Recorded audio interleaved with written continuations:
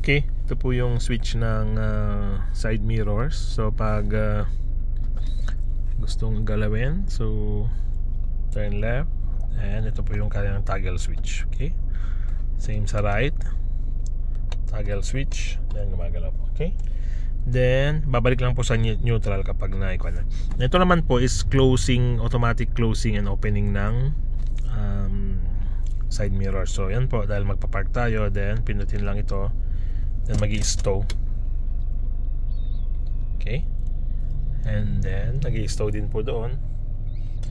Then kapag ibabalik is yun lang po. Okay, so automatic side mirrors po siya. Okay, salamat po.